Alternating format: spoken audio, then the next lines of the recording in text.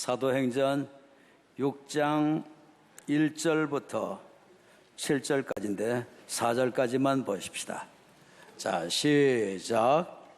그때 제자가 더 많아졌는데 헬라파 유대인들이 자기의 과부들이 그 매일 구제에 빠짐으로 히브리파 사람을 원망한데 12 사도가 모든 제자를 불러 이르되 우리가 하나님의 말씀을 제쳐놓고 공궤를 일삼는 것이 마땅치 아니하니 형제들아 너희 가운데에서 성령과 지혜가 충만하여 칭찬 듣는 사람 7을 택하라. 우리가 이 일을 저희에게 맡기고 우리는 기도하는 것과 말씀 전하는 것을 전무하리라 하니. 아멘. 우리 서로들 한번 축복하십시다. 오직 전무해야 할 것이 무엇입니까? 서로들 한번 축복하십시다.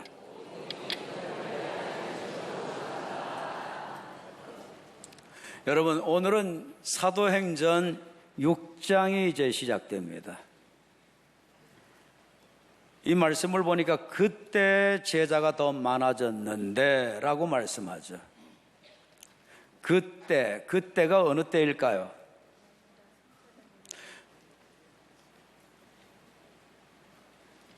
하나님께서 사도행전 2장에 보니까 어때요?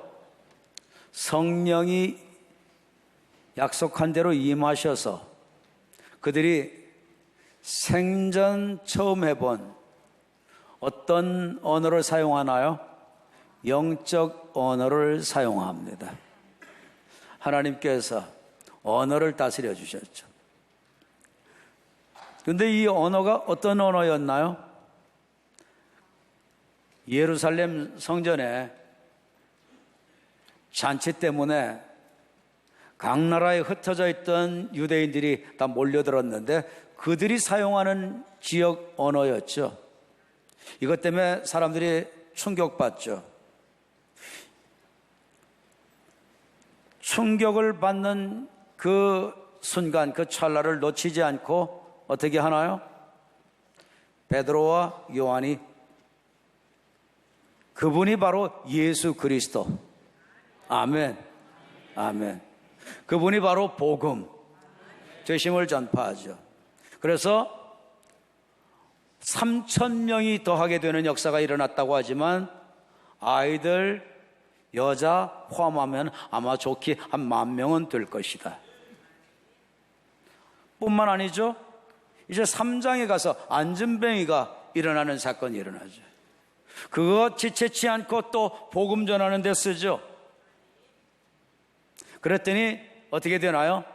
무려 5,000명이 주님을 따르는 역사가 일어나죠. 그런데 5,000명이 아니었죠.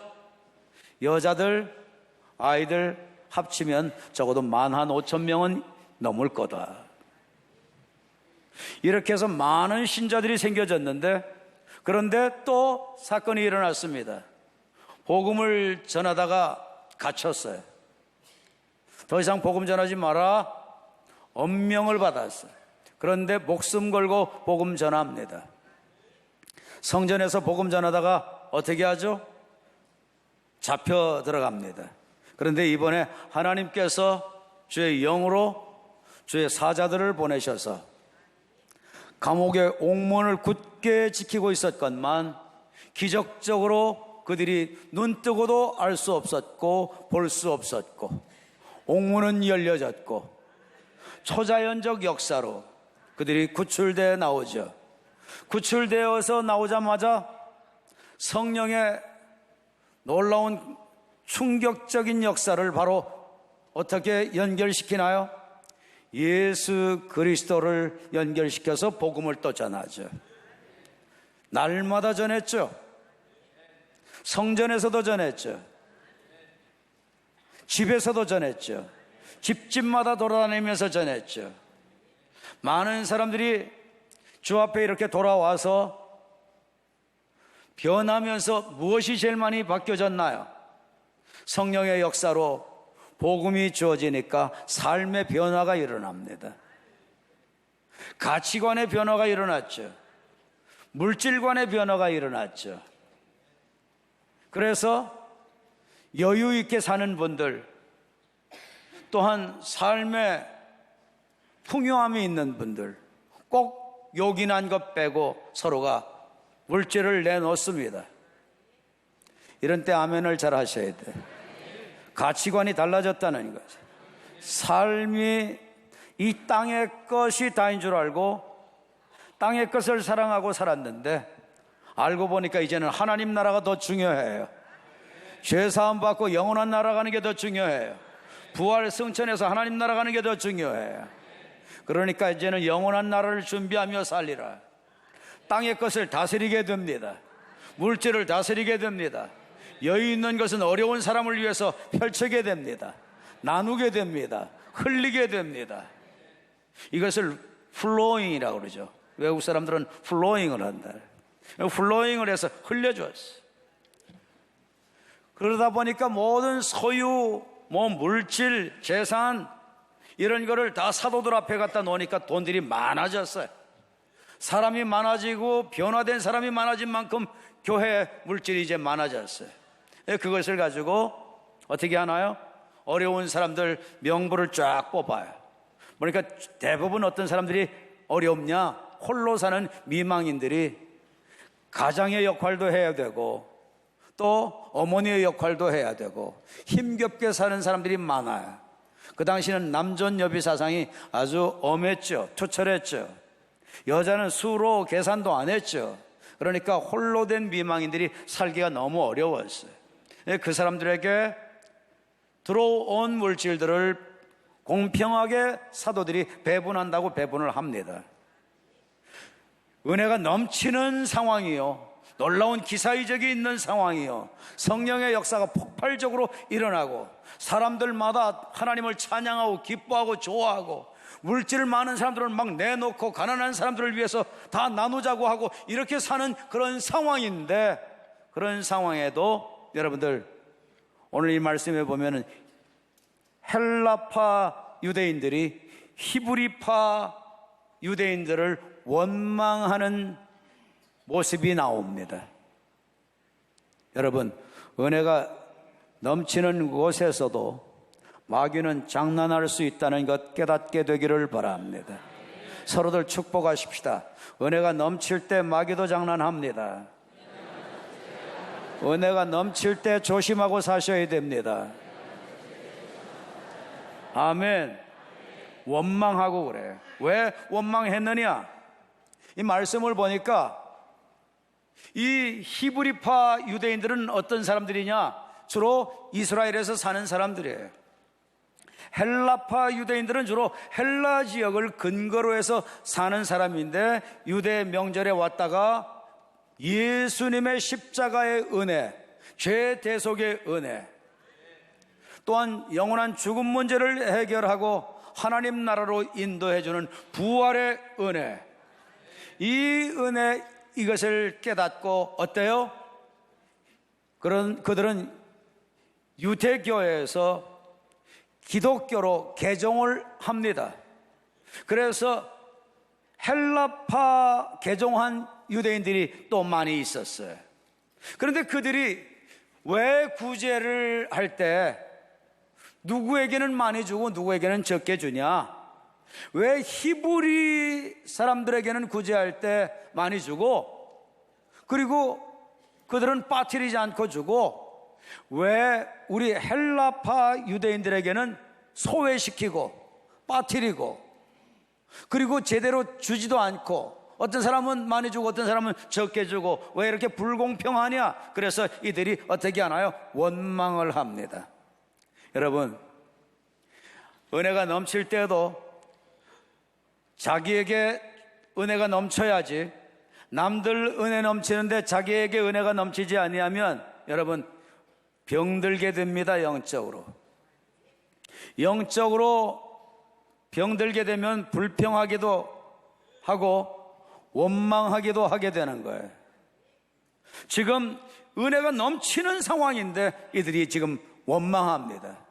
물질 때문에 원망합니다. 여러분, 주님은 범사에 감사하라고 그랬죠? 여러분들 범사에 감사할 수 있기를 바랍니다. 자, 여러분, 이들이 원망해야 될 상황입니까? 전혀 예기치 아니한 물질입니다. 조금이라도 왔으면 어때요? 고마워해야죠. 감사해야죠. 그런데 그들은 원망을 했습니다. 왜 조금 주냐? 안 주는 것보다 낫잖아요. 얼마나 감사해. 대부분은 다 줬어요. 몇 사람 어떻게 하다가 빠졌어요. 그런데 원망했어요. 신앙이 병들면 이렇게 불평, 불만, 원망할 수 있어요. 이건 신앙이 병들었다는 거죠. 여러분들, 남들 다 은혜 받는다고 할지라도 내 신앙 병들지 않아야 되고, 내가 은혜 받는 사람 되어야 됩니다. 내가 은혜의 주인공 되어야 합니다. 여러분, 오늘이 전국 전 세계가 다 어때요? 주일로 예배 드려지는 곳은 다 맥주 감사주일로 지킬 겁니다. 맥주 감사주일의 목적이 뭘까요? 맥주 감사주일의 목적은요, 첫째는 뭐냐? 첫 것을 기뻐하시는 하나님께 첫 수확을 하고, 보리, 밀 이런 것들을 첫 수확하고, 그리고 하나님께 감사를 드리는 절기, 이게 맥주절이에요. 그러면 농사를 안 짓는 사람은 안 해도 되느냐? 그게 아니에요. 이것은 하나님께서 우리들에게 뭐 하기를 원하시느냐? 우리가 감사하는 것이 생활이 되기를 원하시는 거예요. 그래서 주님은 유월절로도 감사를 훈련시켜줘, 무교절기로도 감사를 훈련시키죠, 맥주절로도 감사를 훈련시키시죠, 또 추수감사절기로도 감사를 훈련시키죠. 우리의 삶이 전체가 감사가 되기를 원하는데, 여러분, 주님은 특히 첫 것을 주님께 드리기를 원하고 범사가 감사가 되기를 원하시는 거예요. 모든 절기는 예수 그리스도와 직관되어집니다. 복음과 다 연관이 되어집니다. 유월절 죄사함 받고, 죄 때문에 모든 저주 해결되니까, 그러니까 너무 고맙고 감사했던 거예요. 여러분들, 죄 해결된 게 정말 고맙고 감사하면 아멘 하십시다. 정말 고맙습니까? 정말 감사합니까? 여러분, 오늘도 죄사함 받고 가시기를 바랍니다. 오늘도 깨끗하게 하시고 가시기를 바랍니다. 죄를 남겨두면 안 됩니다. 이 땅의 모든 문제가 다 뭐로 오죠? 다 죄 때문에 옵니다. 이 땅의 모든 저주가 다 뭐로 오죠? 죄 때문에 옵니다. 사탄의 문제가 다 뭐로 오죠? 죄 때문에 옵니다. 그런데 여러분들, 죄 해결해 주셨으니 얼마나 고맙습니까? 얼마나 감사합니까? 서로들 한번 축복하십시다. 우리는 다른 것 없이 죄 사해 주신 것만 해도 우리는 만만 감사합니다. 시작. 뭐만 해도 감사해요? 죄 사해 주신 것만 해도 감사한 거예요. 아멘. 무교절은 뭐예요? 우리를 위해서 예수님께서 십자가에서 돌아가시는 일을 1000번 만번 하신다고 할지라도, 예수님이 죄인으로 오시면 우리 죄 해결될 수 있나요? 없나요? 없습니다. 무교절은 뭐를 의미하느냐? 죄 없는, 누룩이 없는, 부패한 것을 확산시키는 죄를 갖지 아니하고 흠없고 점없는 의인으로 오신 예수 그리스도, 흠없는 예수 그리스도, 그것을 의미합니다. 흠없는 예수님이어야지. 만일에 흠이 있다면 예수님이 1000번 만번 돌아가셨다가 살아난다고 할지라도 우리 죄는 해결되나요? 안 되나요? 절대 안 됩니다. 그러니까 흠없는 의인으로 오셔서 내 죄를 담당해 주셨다. 만만 감사한 겁니다. 할렐루야. 깨달아지는 분은 아멘. 깨달아지는 분은 한번 감사합니다 한번 외쳐보십시다. 감사합니다. 고맙습니다. 할렐루야. 할렐루야. 할렐루야. 할렐루야. 여러분, 완벽하게 죄를 사해 주셨어요. 왜? 죄 없는 주님으로 오셨기 때문입니다. 의인으로 오셨기 때문입니다. 여러분, 그런데 그 다음에 여러분들, 이 초실절, 맥주절이라고도 하죠. 이것은 그리스도와 무슨 상관이 있나요? 여러분 보십시오. 예수님이 돌아가셨죠. 죄를 담당하시고 돌아가셨죠. 돌아가신 날이 뭡니까? 6월절이죠. 그러면 여러분, 무교절은 그 다음 날입니다. 그 다음 날. 그러면 예수님이 언제 부활하셨나요? 사흘 만에 부활하셨죠. 잠자는 자들의 첫 열매. 여러분들, 초실절은 첫 열매를 얘기한다고 그랬죠. 그러니까 여러분들, 잠자는 자들의 첫 열매, 사흘 만에 예수님께서 부활하셨으니까 맥추절, 초실절은 바로 뭐를 얘기하느냐? 예수 그리스도의 부활하심을 말씀하는 겁니다. 깨달아 주시면 아멘. 구약 얘기는 다 예수님 얘기입니다. 다 복음 얘기입니다. 신약도 다 복음 얘기입니다. 여러분, 예수님이 부활하신 게 우리에게 복이라고 생각하시면 아멘 하십시다. 힘있게 아멘 하십시다. 믿음으로 아멘 하십시다. 소망 갖고 아멘 하십시다. 여러분, 왜 복이에요? 나의 영원한 죽음 문제를 해결해 주셨잖아요. 이 땅을 사랑하지 않게 해주셨잖아요. 이 땅은 일찍 지나가 버리는 것을 알게 해주셨잖아요. 영원한 나라를 준비하도록 해주셨잖아요. 영원히 사는 그 소망을 주셨잖아요. 그러니 얼마나 감사합니까? 믿어지시는 분만 아멘. 부활이 감사하면 아멘. 부활이 고마우면 아멘. 영원한 하나님 나라를 주셨습니다. 영원한 죽음 문제를 해결해 주셨습니다. 너무 고맙습니다. 너무 감사합니다. 이 까닭에 소망이 있습니다. 죽어도 소망이 있습니다. 어떤 상황에도 소망이 있습니다. 이 땅에서 망해도 소망이 있습니다. 하나님 나라가 있으니까. 아멘. 얼마나 감사해요. 여러분, 이게 맥추절이에요. 그러면 여러분, 추수감사절은 뭐예요? 맥추절을 완성하는 게 추수감사절이죠. 모든 곡식 이제는 전체 다 무르익어서 창고에 집어넣는 거죠. 이 때가 어느 때입니까? 이 때가 바로 오순절. 오순절이 어떤 때입니까? 마가의 다락방에 성령이 임하신 때입니다. 할렐루야, 할렐루야. 여러분, 성령은 왜 임하시나요? 성령이 임하시는 이유와 목적이 많이 있습니다만 중요한 한 가지 말씀드리면, 복음을 믿어지게 해주시고 복음을 목숨 걸고 전하게 하시는 이 목적 때문에 성령이 임하시는 것입니다. 이게 성령이 임하시는 가장 중요한 이유입니다. 동의하시면 아멘, 아멘.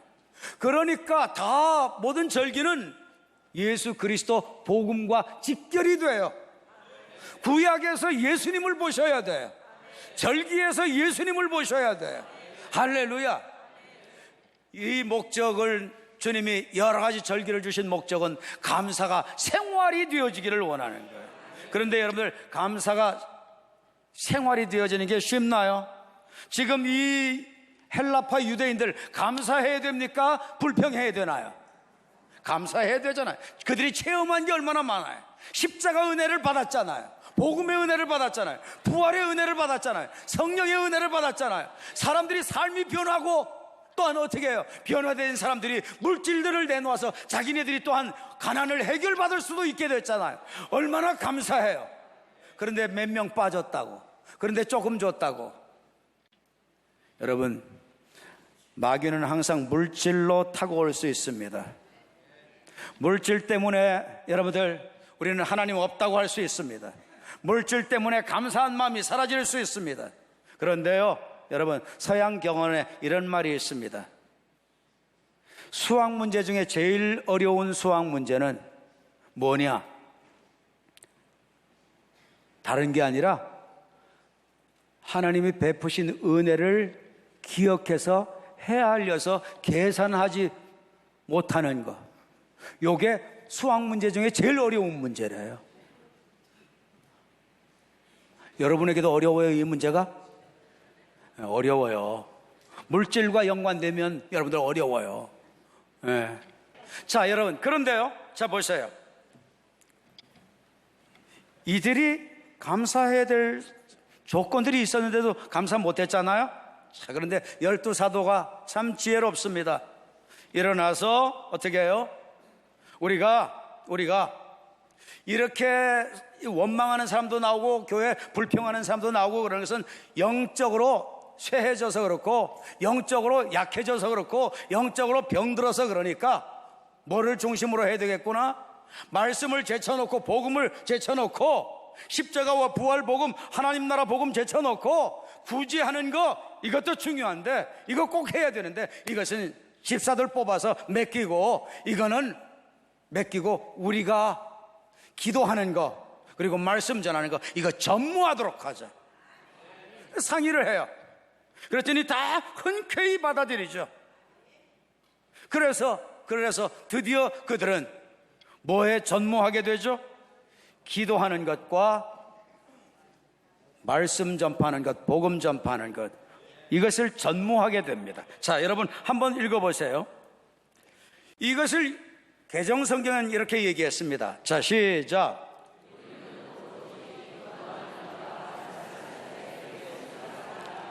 여러분, 그거는 진정한 내 마음을 나누고 내 속을 나누고 내 느낌을 나누고 내 감정을 나누고 그러면서 사랑을 하는 그런 사랑이 아니라는 거예요. 그런 식으로 하나님하고도 사랑하기 때문에 언제만 기도하게 되죠? 내가 아쉬운 것, 절박한 것, 필요한 것 요거를 체험받아야 되고 해결받아야 되면 그때만 딱 기도를 하니까 해결받고 나면 뭘 안 해? 더 이상 기도를 안 해. 서로 한번 쳐다보세요. 당신이 혹시 그런 분 아니냐고 한번 물어보세요. 당신이 혹시 그런 분 아니냐고 물어보세요. 자, 여러분 필요를 채우기 위해서 기도하는 자가 되시겠습니까? 하나님하고 교제하고 사랑하기 위해서 기도하시겠습니까? 사랑하며 기도하는 사람은 교구 특성이 아니라도 나오게 되고 사랑하면서 기도하는 사람은 응답 안 주셔도 나오고 필요한 게 없어도 나오고 아멘. 사랑하기 위해서 기도하는 사람은 어때요? 그런 사람들은 항상 기도가 생활로 지속되어질 수 있습니다. 여러분, 기도는 왜 중요한 줄 아세요? 주님하고 사랑하기 위해서 중요하고요. 기도는 또 왜 중요하냐? 여러분, 기도가 없이는 누가 역사 안 하시죠? 성령님이 역사 안 하세요. 주님께서 제자들에게 부활하신 다음에 숨을 내쉬면서 성령을 받으라고 그랬죠. 그때 숨이 바로 뭐예요? 이 숨이 뭐예요? 하나님의 생기죠. 하나님의 영이죠. 영이 누구에게 들어갔어요? 제자들에게 들어갔어요. 그런데 여러분들 그렇게 됐어도 어때요? 예루살렘 떠나지 않고 계속해서 아쉬울 때만 기도한 게 아니라 계속해서 열흘 동안 전혀 기도에 힘쓸 때 하나님께서 성령의 능력으로 그들에게 기름 부으시고 성령의 충만을 주시고 성령의 세례를 주시고 성령의 능력을 부어주셨어요. 기도를 통해 성령의 능력이 부어지게 됐어요. 여러분, 기도 없이는 성령이 역사 안 하세요. 기도해야 성령이 역사하셔요. 여러분, 성령님이 역사하지 않으면 변화가 안 일어나요. 성령님이 역사하셔야 변화가 일어나요. 성령님이 역사하셔야지 여러분들 인도를 받을 수 있어요. 성령님이 역사하셔야지 하나님의 지혜를 받을 수 있어요. 성령님이 역사해 주셔야지 여러분들 하나님이 가르쳐 주셔요. 성령님이 역사해 주셔야지 하나님이 도우셔요. 성령님이 역사해 주셔야지 문제도 해결해 주세요. 여러분, 이 도우시는 역사, 성령의 나타나시는 역사, 가르쳐 주시는 역사, 인도하시는 역사, 변화시키는 역사는 기도를 통하여 일어나는 거예요.